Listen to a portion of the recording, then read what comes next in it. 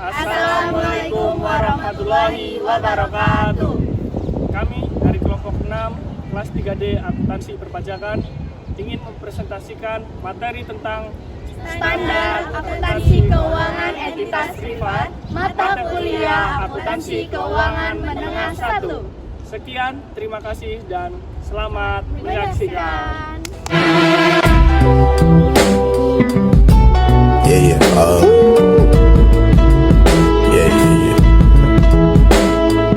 That's the way every day goes. Every time we've no control.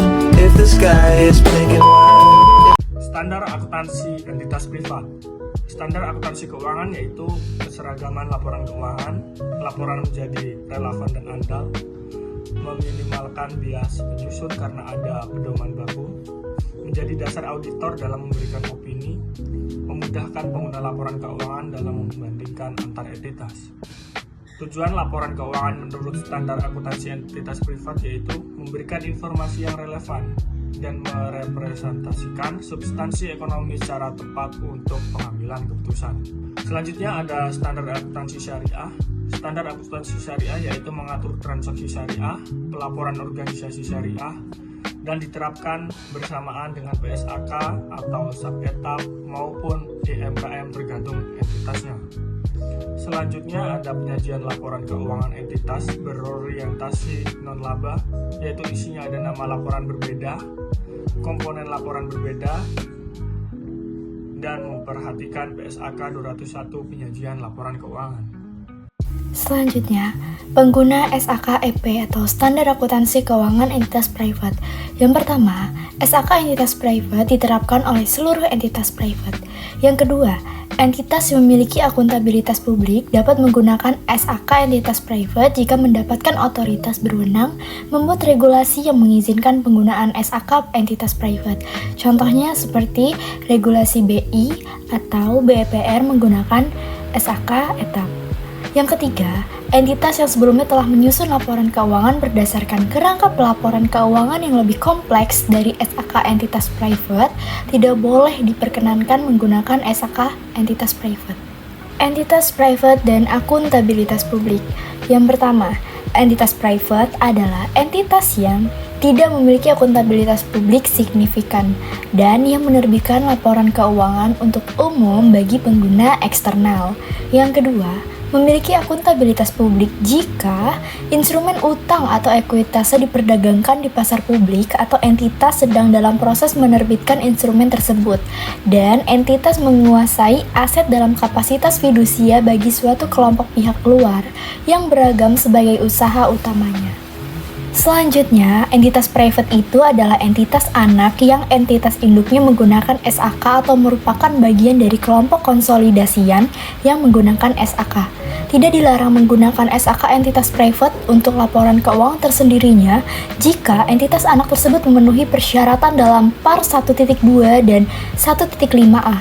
Contoh kasusnya seperti yang pertama, PT Kamboja merupakan perusahaan induk yang punya akuntabilitas publik, maka ia memakai PSAK. Kedua, PT Kenanga, dia merupakan perusahaan anak. Ia tidak punya akuntabilitas publik, maka boleh pakai SAK entitas private untuk laporan tersendiri, tapi pada saat dikonsolidasian harus disesuaikan oleh PSAK. Yang ketiga, ada PT Lau yang merupakan perusahaan induk, tetapi ia tidak memiliki akuntabilitas publik. Yang keempat, ada PT Merbabu, yaitu dia merupakan perusahaan anak dan ia memiliki akuntabilitas publik sehingga PT Merbabu wajib menggunakan PSAK sehingga laporan konsolidasian PT Lau harus menggunakan PSAK. Selanjutnya ada konsep dan prinsip pervasif. Ketika membuat laporan keuangan, itu terdapat karakteristik kualitatif seperti keterpahaman, relevansi, materialitas, keandalan, substansi mengungguli bentuk, prudensi atau kehati-hatian, kelengkapan, keterbandingan, ketepatwaktuan, dan keseimbangan antara biaya dan manfaat. Prinsip lainnya adalah yang pertama, pengakuan atau recognition, yaitu suatu pos diakui jika manfaat ekonominya itu ada dan bisa diakui oleh entitas dan dapat diukur nilainya.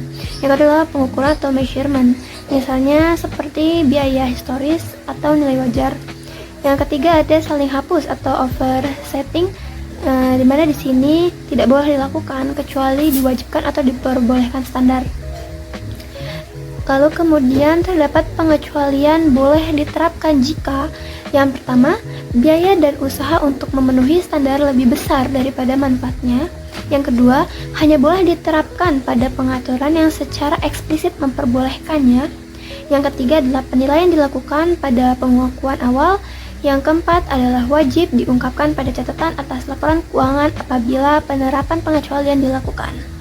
Selanjutnya adalah penyajian laporan keuangan. Dalam penyajian laporan keuangan, manajemen perlu bertanggung jawab atas laporan keuangan tersebut, yaitu adalah menyajikan laporan keuangan yang wajar, patuh terhadap standar akuntansi keuangan entitas privat, dan keberlangsungan usaha. Selanjutnya adalah frekuensi pelaporan, konsistensi penyajian seperti laporan keuangan dilaporkan setiap tahunnya, yaitu selanjutnya adalah informasi komparatif, yaitu terdapat informasi dari tahun sebelumnya di laporan keuangan periode berjalan. Yang kemudian selanjutnya ada materialitas dan agregasi. Selanjutnya yang ketiga ada komponen laporan keuangan, yaitu ada laporan posisi keuangan, laporan penghasilan komprehensif dan laba rugi, laporan perubahan ekuitas, laporan arus kas, dan catatan atas laporan keuangan. Selanjutnya laporan posisi keuangan atau neraca. Kita tidak menggunakan istilah neraca lagi, tapi laporan posisi keuangan. Nah, dalam laporan posisi keuangan ini terdapat kas dan setara kas, piutang usaha dan piutang lainnya, aset keuangan lainnya, persediaan, aset tetap, properti investasi, modal biaya dan modal nilai wajar, aset tak berwujud, aset biologis, biaya atau nilai wajar, investasi pada asosiasi dan ventura bersama, utang usaha, utang lainnya, liabilitas keuangan, pajak jadi dan pajak tangguhan, provisi, kepentingan non-pengendali, dan ekuitas pemilik. Selanjutnya yaitu ada laporan penghasilan komprehensif dan laba rugi. Pada bagian ini, laporan penghasilan komprehensif dan laba rugi menyajikan kinerja keuangan entitas selama satu periode. Pertama, terkait persyaratan penyajian. Jika terdapat koreksi kesalahan atau perubahan kebijakan akuntansi, maka dampaknya disajikan secara retrospektif pada periode sebelumnya. Selain itu, pos luar biasa tidak boleh disajikan, dan entitas dapat menambahkan judul atau subtotal apabila dianggap relevan. Kedua, mengenai frekuensi pelaporan, entitas dapat memilih analisis berdasarkan sifat beban, seperti depresiasi dan imbalan kerja, atau berdasarkan fungsi beban seperti biaya, penjualan, dan biaya administrasi selama informasi tersebut relevan dan andal. Selanjutnya, terdapat perubahan nama pelaporan laba rugi menjadi laporan laba rugi dan penghasilan komprehensif lain. Penghasilan komprehensif lain ini mencakup pendapatan atau beban yang tidak diakui langsung dalam laba rugi. Dan jika terdapat saldo OCI, maka disajikan dalam ekuitas pada akun tersendiri.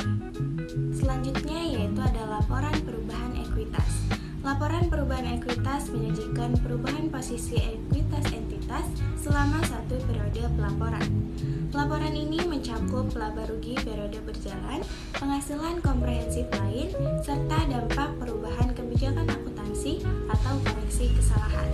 Selain itu, laporan perubahan ekuitas juga menjelaskan total penghasilan komprehensif yang diatribusikan kepada pemilik entitas induk, perubahan setiap komponen ekuitas, serta rekonsiliasi saldo awal dan saldo akhir dari masing-masing komponen ekuitas. Dalam kondisi tertentu, entitas dapat menyajikan laporan laba rugi dan saldo laba sebagai pengganti laporan penghasilan komprehensif dan laporan perubahan ekuitas. Apabila perubahan ekuitas hanya berasal dari laba rugi, pembagian dividen, serta koreksi kesalahan atau perubahan kebijakan akuntansi.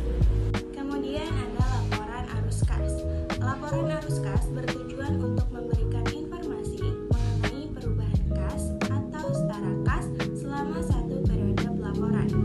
Laporan ini menyajikan arus kas secara terpisah berdasarkan 3 aktivitas utama, yaitu aktivitas operasi, aktivitas investasi, dan aktivitas pendanaan.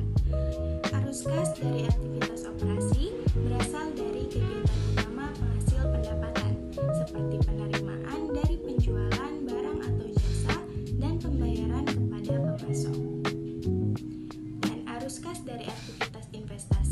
berkaitan dengan perolehan dan pelepasan aset jangka panjang, misalnya seperti pembelian atau penjualan aset tetap.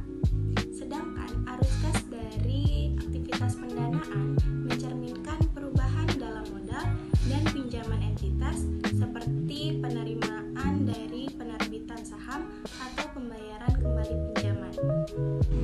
Selain itu, setara kas merupakan investasi jangka pendek yang sangat liquid, mudah dikonversi menjadi kas dan memiliki risiko perubahan nilai yang tidak signifikan.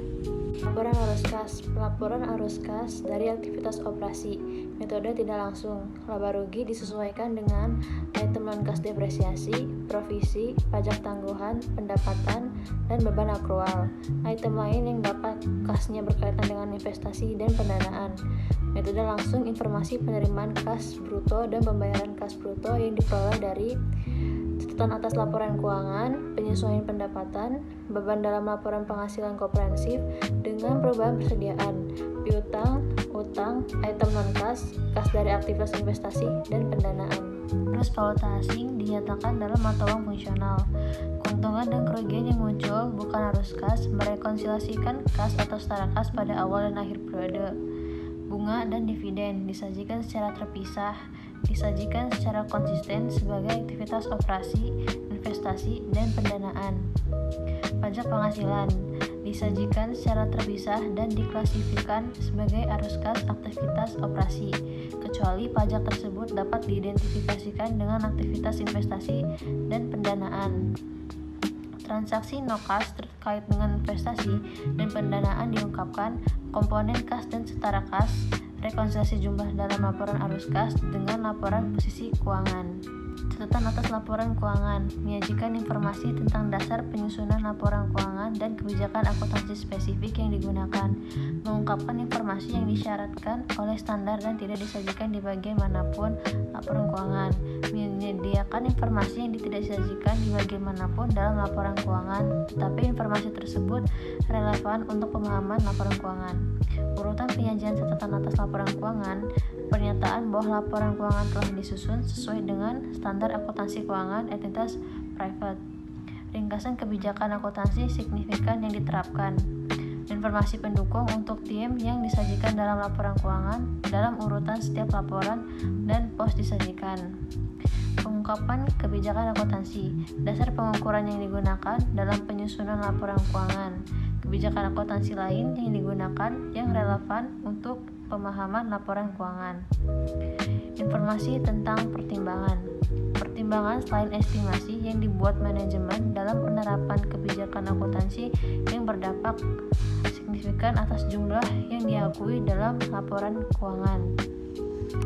Sumber ketidakpastian estimasi, asumsi utama berkaitan masa depan. Sumber utama lain tentang ketidakpastian estimasi pada tanggal pelaporan. Rincian sifat, jumlah pada akhir periode pelaporan atas aset dan liabilitas. Sekian presentasi dari kelompok kami. Bila ada salah kata mohon dimaafkan. Kepada Allah saya mohon ampun. Wabillahi taufiq wal hidayah. Wassalamualaikum warahmatullahi wabarakatuh.